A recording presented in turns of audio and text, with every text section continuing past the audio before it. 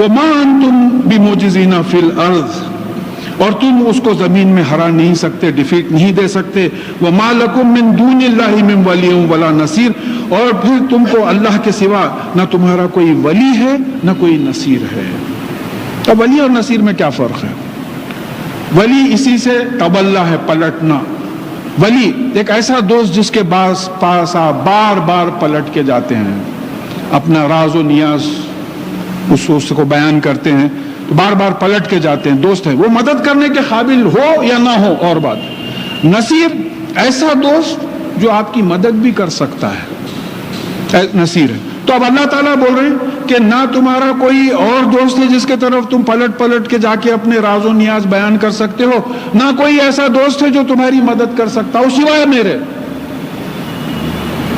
سوا کوئی نہیں ہے. اب ہم لوگوں کا ذہن جو بنا ہوا ہے، بچہ انجینئرنگ کر لیا، کر کے آئے تو بولے ارے مبارک بھائی آپ کا بچہ انجینئرنگ کرا.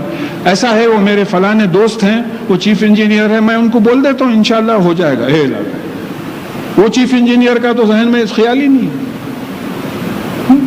تو سوال یہ پیدا ہوتا کہ ہم لوگوں کا ذہن ایسا بنا ہوا ہے کہ دوسروں کو اللہ تعالیٰ ذریعے بنا دیتا ہے، لیکن کرنے والا تو اللہ تعالیٰ ہے. تو وہی ولی ہے، وہی نصیر ہے.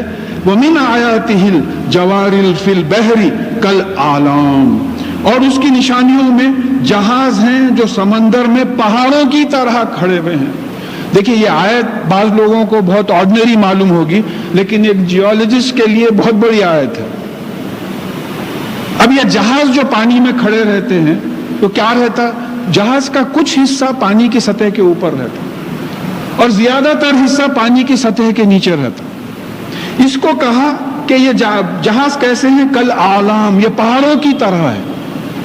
تو معلوم ہوا کہ پہاڑوں کا بھی کچھ حصہ زمین کی سطح کے اوپر ہوتا ہے اور بہت کچھ حصہ زمین کے سطح کے نیچے رہتا ہے. تو میں 54 میں کچھ ایسا جیولوجی سے 54-56 میں کیا. اس وقت بتاتے تھے کہ لیٹسٹ تھیوری ہے کہ ماؤنٹنز ٹو ہیو روٹس. حال میں دریافت ہوا ہے کہ پہاڑوں کی بھی جڑیں ہوتی ہیں، کسی کو نہیں معلوم تھا.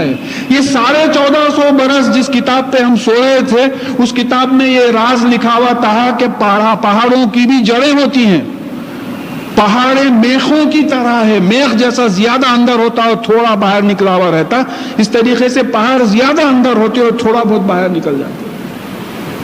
تو یہ سائنٹیفک گائیڈنس 1450 برس پہلے ہم کو مل رہا تھا، لیکن ہم کو نہ اس کے معنی معلوم تھے، نہ ہم ذہن پہ بار ڈالے، بلکہ جو لوگ بار ڈالے ان کو جو ہے لوگ یہ بھی بولنے لگے کہ بھئی یہ سائنس کو کہاں سے لا کے قرآن سے ملا رہے ہیں. اب یہ سائنس ہی سائنس ہے نا صاحب. یہ ایک ایسا پیارے طریقے سے سمجھا دیا گیا ہے کہ پہاڑ کیا ہے، جیسے جہاز اوپر تھوڑا ہے نیچے زیادہ ہے، اسی طریقے سے پہاڑ تھوڑے بہت اوپر ہیں. جو آپ کا ہائیسٹ ماؤنٹین ہے 8 کلومیٹرز ہے سطح سے سمندر کے اوپر، لیکن زیادہ تر جو ہے وہ زمین کے نیچے ہے. اب یہ جیوڈیسک سرویز وغیرہ سے جو ہے معلوم ہو گیا کہ پہاڑ جو ہے نیچے زیادہ ہیں. اب نوبت پہاڑ ہے اتنا سا نکلا ہوا ہے، آپ کھودتے جائیے دیکھیے کتنا اندر ہے وہ. تو یہ ایک سائنٹیفک فیکٹ جو ہے معلوم ہو گیا. پھر اس کے بعد میں کہا کہ یشا یسکن الریح فیظللن رواکد علی ظہرہ، اور اگر وہ چاہے تو ہوا کو روک دے جس کی وجہ سے یہ جہاز سمندر کی پیٹھ پہ رکے رہیں. بھئی ابھی آپ حسین ساگر میں دیکھتے ہو بوٹنگ جو ہوتی ہے تو وہ ایک پردہ لگا دیتے ہیں، سیل جس کو بولتے ہیں، وہ ہوا سے جو ہے بوٹنگ ہوتی ہے. اب پہلے نہ پیٹرول نکلا تھا نہ کروڈ آئل، اب یہ ہوا سے جو ہے جہاں ہوا چلی یا تو وہ کرتے تھے رو کرتے تھے، یعنی تو ہوا پہ جہاز کو ڈائریکشن کو چھوڑ دے وہ چلا جائے. تب اللہ تعالیٰ بتا رہے ہیں کہ اگر ہم ہوا نہ چلائیں تو یہ جہاز سے رک جائیں، بالکل جو ہے سمندر کی سطح پہ رک جائیں. ان فی ذالک. پھر اس کے بعد میں اب یہ جہازوں کی جو بات آئی ہے تو ہم کو یہ بھی دیکھنا ہے کہ بھئی یہ جہاز یعنی لوہے کا اتنا بڑا مواد پانی میں فلوٹ کر رہا. آپ لوہے کا ایک ٹکڑا پانی میں ڈال کے دیکھیں ڈوب جاتا، لیکن وہی آپ ایک لوہے کا ٹملر لیجئے یا کوئی ڈش لیجئے، اس کو پانی پہ ڈالیے آپ، فلوٹ کرتی، پانی کی سطح پہ فلوٹ کرتی. تو ایک پرنسپل ہے کہ جتنا پانی وہ ویسل کی وجہ سے ڈسپلیس ہوتا، اس کا جتنا ویٹ رہتا اتنے ویٹ تک وہ فلوٹ کر سکتی. اب اتنا پانی جو ڈسپلیس کری وہ والیوم کا پانی نکال کے آپ وہ کٹورے میں ڈالیے، جیسے ہی وہ والیوم ایکول ہو جائیں گی وہ ڈش آپ کی ڈوب جائے گی. یہ آرکیمیڈیز یہ پرنسپل ڈسکور کرا، پرنسپل آف آرکیمیڈیز ہو گیا، وہ اللہ تعالیٰ کا پرنسپل ہے، ڈسکور انہوں نے کیا. نیوٹن گریویٹیشن ڈسکور کیا، نیوٹنز لاز آف گریویٹیشن ہو گئے. تو یہ ہنٹس تھے ہمارے پاس. یہ سوچنے کی جو ہے یہ آیتیں تھیں کہ سوچو کس طریقے سے جو ہے لوہا پانی میں فلوٹ کرتا ہے، ذرا غور کرو. اگر ہم قرآن کے دیکھیے ایک ہسٹری آف سائنس کے 7-8 والیومز ہیں، تو اس میں ایک والیوم میں ایک انگریز سائنسداں لکھتا ہے کہ قرآن کے نزول کے بعد، after the revelation of the Quran, مسلمان قرآن کی آیتوں پہ ویسے ہی غور کرتے تھے، ویسے ہی غور اور عمل کرتے تھے جیسا کہ وہ نماز پڑھا کرتے تھے. لہٰذا ان کی مساجد لائبریریز ہوتی تھی، تو یہ غور کرتے تھے. اس کے بعد میں ہم دنیا میں پڑ گئے، دنیا کے تماشوں میں پڑ گئے، تو غور و فکر چھوڑ دیے. اب کوئی غور و فکر کر کے آپ کے سامنے پیش کرتا ہے تو لوگ انجان ہو جاتے ہیں، بولے یہ سائنس کو کہاں سے ملا رہے. تو یہ پرنسپل آف آرکیمیڈیز بھی ہے، روٹس آف ماؤنٹنز بھی جو ہے اس میں ذکر کیا گیا ہے. ان فی ذالک لآیات لکل صبار شکور، اور بے شک اس میں نشانیاں ہیں اللہ تعالیٰ کی قدرت کے ہر صبر کرنے والے اور شکر کرنے والے کے لیے. یہ کیسا کمبینیشن ہے صبار شکور. صبر کب ہوتا؟ کسی خوف کے وقت صبر کر لیتے رہتے. میں خود ایکسپیرینس کیا ہوں رائٹس کے زمانے میں، بھائی برداشت کر کے بیٹھے ہوئے ہیں، صبر کر رہے ہیں، کچھ بھی نہیں کر سکتے، گھر میں بیٹھے اینی مومنٹ کچھ بھی ہو سکتا، صبر کرے میں.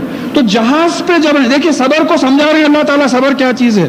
جہاز پہ جب ہے تو یہاں جو ہے ان کو ڈوبنے کا ڈر ہے، طوفان کا ڈر ہے، تو یہ برداشت کرے ہوئے اس خوف کو جو ہے، اس خوف پہ جو ہے برداشت کرے ہوئے. جب جہاز میں ہے تو صبر کرے ہوئے ہیں، اور جب جہاز کنارے پہ پہنچ گیا، جو سامان لے کے آئے تجارت کا اس کو اتارے تو شکر کرنے لگے. شکر کی کیفیت. تو معلوم ہوا کہ جہاں خوف ہوتا ہے وہاں صبر کر لینا چاہیے، جہاں کوئی چیز اللہ تعالیٰ کی طرف سے ملتی ہے وہاں شکر ادا کرنا چاہیے.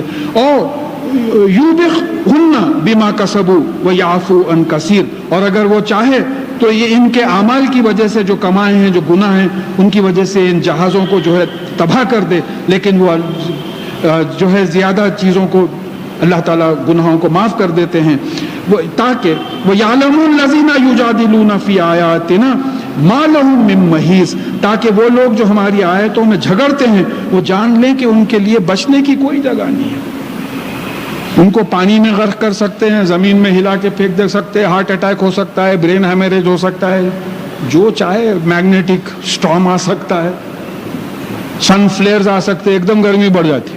تھوڑے دن سے سردی ہو رہی تھی، اب گرمی بڑھی. کیا ہے؟ سن فلیئرز، ہیٹ ویوز نکل رہے ہیں. کوئی کنٹرول نہیں ہے آپ کو. بولیے میٹیورولوجسٹ جو آپ کے پاس ہیں، بولیے صاحب ذرا رکائیے، ہیٹ ویوز رکائیے، بہت ہیٹ ویو ہو گئی. کچھ بھی نہیں کر سکتے. تو ان کے لیے جو ہے کوئی بچنے کی جگہ نہیں ہوگی.